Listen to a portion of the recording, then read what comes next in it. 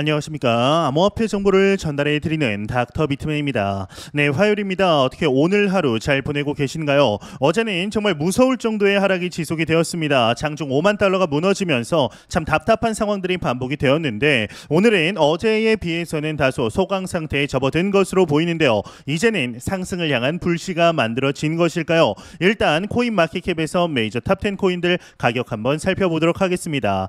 네, 일단 시가총액 1위의 비트코인의 경우는 전날 대비 9% 반등하면서 55,800달러대 나타내고 있습니다. 이더리움의 경우는 12% 상승한 2,520달러대, BNB가 16% 상승, 솔라나가 22% 상승, XRP가 14% 상승한 0.51달러대 나타내고 있습니다. 상단에 이제 비트코인 더미넌스 한번 보도록 하겠습니다. 비트코인 더미넌스의 경우는 55.6%, 이더리움 더미넌스는 15.3%를 나타내고 있네요. 네, 미국발 경기 침체 공포가 크립토 마켓뿐만 아니라 국내 증시, 뉴욕 증시 등 전 세계 증시를 뒤덮었습니다. 이에 대한민국 정부의 경우는 이례적 해외발 충격으로 평가하면서 대응 방안을 고심 중인 것으로 나타나는데요. 어제 코스피와 코스닥에서는 서킷 브레이커와 매도 사이드카가 동시에 발동한 뒤 하루 만에 시장 상황이 급변하게 된 것이죠. 현재 최악의 폭락 장세를 불러온 공포와 불안감에서 벗어나 안정세로 전환될지가 주목이 되고 있는데, 전문가들은 전날의 하락을 비이성적 공포의 결과로 분석을 하면서 이번 폭락을 초래한 일부 데이터를 뒤집을 경기 지표들이 나오면서 이 불확실성이 해소될 경우 회복의 실마리를 찾을 것으로 진단을 하게 됩니다. 이러한 회복의 발판에는 지난밤 발표된 미국 서비스업 지표가 예상에 부합하는 수준으로 나타나면서 분위기 반전의 역할을 한 것으로 보이는데요. 이 미국 공급관리협회 ISM의 7월 서비스업 구매 관리자 지수는 전월보다 이제 2.6포인트 오른 51.4를 기록하면서 업황의 확장세를 나타내게 됩니다. 한 달 만에 경기 확장과 위축을 가리는 기준선 50을 회복하면서 시장의 예상치에도 부합을 하게 된 것인데요. 이 뉴욕 증시 3대 지수가 경기 침체 우려와 주말에 발생한 여러 악재가 겹치면서 급락세를 지속했지만, 장중 서비스업 지표를 확인하면서 초반의 패닉셀 양상은 진정되는 모습을 보이고 있습니다.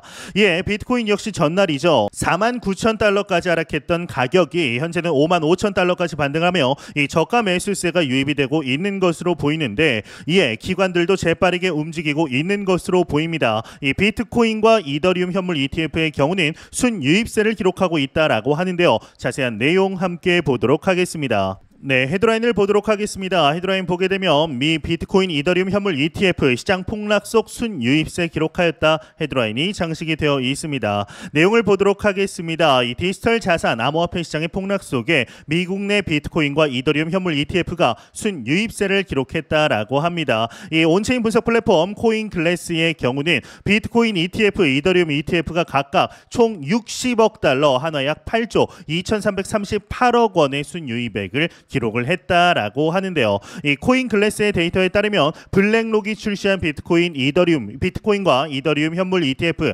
IBIT와 ETHA는 5일 발생한 미국 전체 비트코인과 이더리움 현물 ETF 순유입액의 절반 이상을 차지했다라고 합니다. 이 외 내용은 그렇게 중요하지 않아서 넘어가도록 하겠습니다. 네, 참 어제는 이제 아무리 생각을 해도 좀 심했다라고 생각이 들 정도의 무서운 장 상황이었습니다. 오전 58,000달러, 59,000달러였던 비트코인의 가격이 5만 달러가 무너질 것이라고 과연 누가 생각을 할 수가 있었을까요?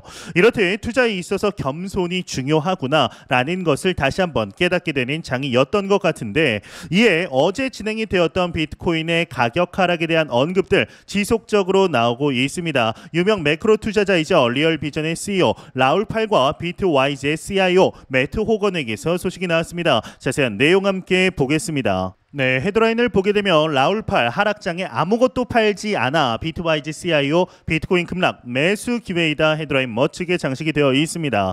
내용을 한번 보도록 하겠습니다. 유명 매크로 투자자이자 리얼비전의 최고 경영자 라울팔은 최근의 암호화폐 가격 폭락에 대해서 개인적인 의견과 조언을 공유했다라고 합니다. 이 경제학자 팔의 경우는 자신의 엑스닷컴을 통해서 현재 시장이 최대 공포 구간에 들어섰다라고 인정을 하면서도 2024에서 2025년 동안 강력한 상승 가능성을 여전히 예상했다라고 하는데요. 이번 폭락을 격렬한 정리와 리스크 레버리지의 초기화로 보면서 이러한 상황에서 투자자들이 버티고 장기적인 관점에서 시장을 바라볼 것을 권장했다라고 합니다. 팔은 이런 시기에 포모를 피하고 선물 포지션에 레버리지를 사용하지 말 것을 강조하게 됐는데 그는 3개에서 5개 자산으로 구성된 포트폴리오에 집중하고 고위험 투자는 10%로 제한할 것을 제안하게 됩니다. 이제 팔은 이번 하락장 시장을 이해하려는 시도 대신 보유 전략, 홀딩 전략을 고려하는 것이 좋다라고 언급하며 개인적으로 아무것도 팔지 않고 있고 하락장에서는 장기 보유 자산을 추가하는 것이 현명한 선택이 될 수 있다라는 조언을 하게 되었는데요.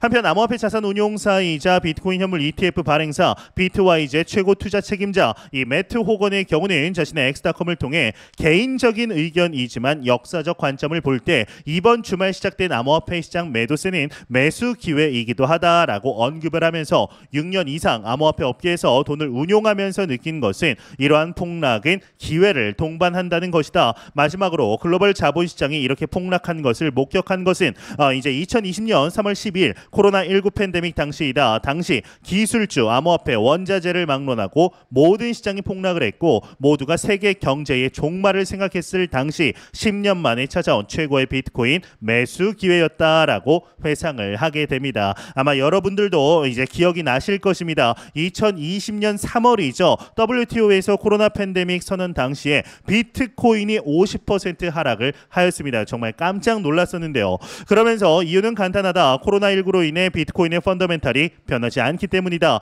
여전히 비트코인의 총 발행량은 2,100만 개로 고정돼 있고 은행, 정부, 기타 기관에 의존할 필요도 없다라는 점도 이전과 동일했다. 연준의 금리 인하를 요구하는 목소리도 팬데믹 당시와 너무 유사하다. 다시 돈을 찍어내는 프린터가 등장한다. 2010년 유로존 위기에도 2008년 금융 위기에도 이 같은 시나리오가 반복됐다. 월가에서 가장 비싼 교훈은 이번에는 다르다 이다. 역사적으로 이런 종류의 글로벌 경제 공황이 발생한 직후 암호화폐는 하락했지만 1년 후에는 훨씬 더 높은 가격에 거래됐다라고 설명을 하게 됩니다. 지금 현재 우리에게 정말 필요한 말이 아닐까라는 생각이 듭니다. 이 어제 하락에 대해서 특별한 이유는 없지만 굳이 꼽자면은 일본 중앙은행 BOJ의 기준 금리 인상 때문이라고 보는 시각이 주를 이루고 있습니다. 이 섣부른 일본의 정책이 시장을 혼란스럽게 만들었다라는 것이죠. 이 엔화의 상승은 불과 1개월 전과 비교할 때 100원이나 올랐었기 때문에 충격이 컸습니다.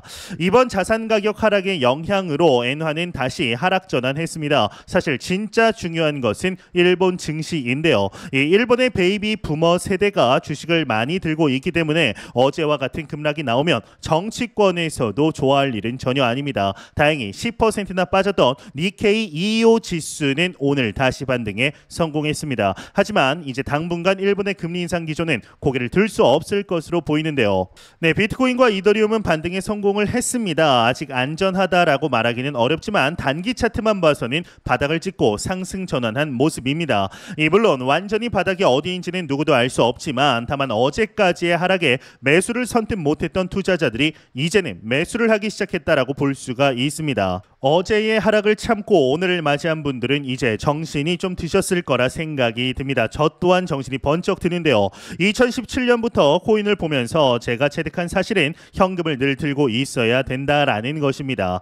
이 현금을 들고 있어야 이렇게 저렴한 가격이 왔을 때 매수를 할 수 있죠. 지금 가격에서 더 빠지지 말라라는 법은 없습니다. 긴급하게 연준이 비정기 금리 인하를 하게 되면 어떻게 될까요?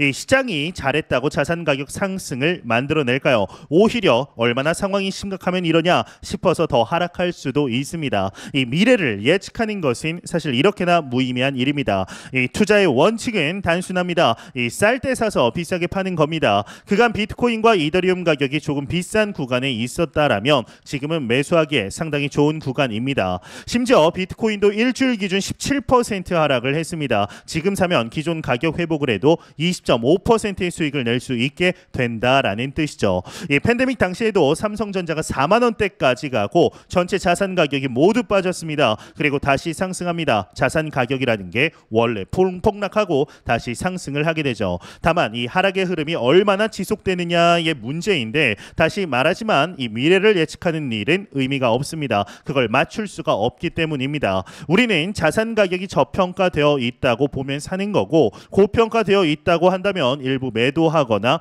홀딩을 하는 겁니다. 특히나 비트코인은 홀딩을 4년 정도 생각하고 가야 합니다. 4년 사이클을 보고 가기 때문이죠. 네, 공포 탐욕 지수 한번 보도록 하겠습니다. 네, 전날 피어 26단계에서 26포인트에서 이제 익스트리미 피어 극단적인 공포 단계로 접어들었습니다. 전날 대비 9포인트 하락한 17포인트 기록하였는데요. 이 지수는 0이면 공포, 100이면 낙관을 의미하게 되죠.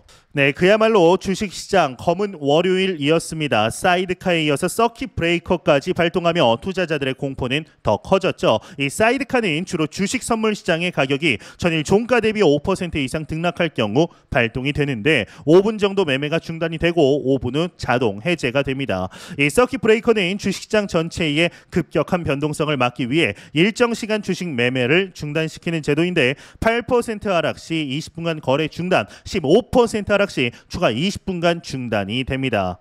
정말 비트코인과 이더리움이 이 정도로 빠진 게 제 기억이 맞다면 최근에는 2022년 11월 FTX 사태 정도일 것 같습니다. 그게 아니라면 비정상적으로 빠진 게 맞습니다. 얼마 전 이 워렌 버핏이 주식을 상당 부분 매도하면서 현금 비중을 늘렸다라는 뉴스를 보면서 쎄함을 느꼈었는데, 역시나 불길한 예감은 맞아떨어지고 말았습니다.